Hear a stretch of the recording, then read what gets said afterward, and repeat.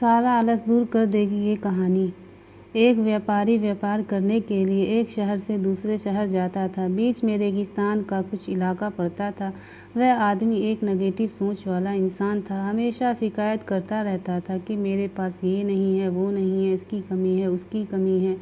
एक दिन वह रेगिस्तान से गुजर रहा था, तभी उसकी पानी की बोतल खाली हो जाती है। उसे बड़ी ज़ोर की प्यास लगती है, लेकिन रेगिस्तान में पानी ना मिलने की वजह से उसे बहुत गुस्सा आता है और बोलता है कि कितना ख़राब जगह है, ना कोई पेड़ ना पानी, रास्ते भी लंबा है, रेगिस्तान पार करना पड़ता है।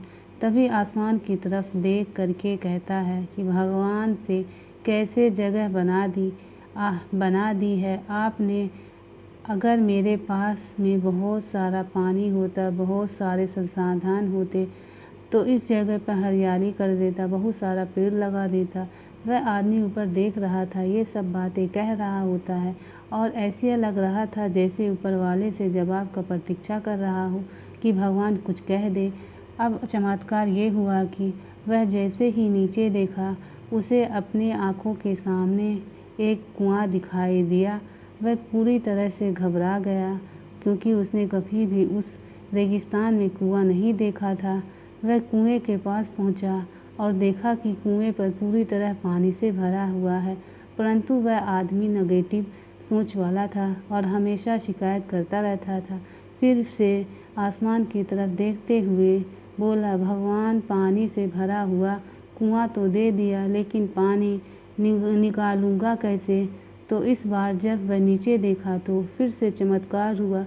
उसे कुएं के पास रस्सी और बाल्टी दिखाई दी, लेकिन आदमी फिर से ऊपर देखा और बोला, भगवान अब इस पानी को ले जाऊंगा कैसे। तभी उसको एहसास हुआ जैसे उसके पीछे कोई है। वह पीछे मुड़कर देखा तो एक ऊंट खड़ा हुआ होता है। वह पूरी तरह से घबरा गया, सोचने लगा कि ये तो सच होने लग रहा है। मैं तो बातों बात में कह दिया था, अब मुझे यही हरियाली करनी पड़ेगी और पेड़ लगाने की जिम्मेदारी लेनी पड़ेगी। आदमी को पानी से भरा हुआ कुआं मिल गया, बाल्टी और रस्सी मिल गई, पानी को ले जाने के लिए ऊँट भी मिल गया, सब कुछ मिल गया।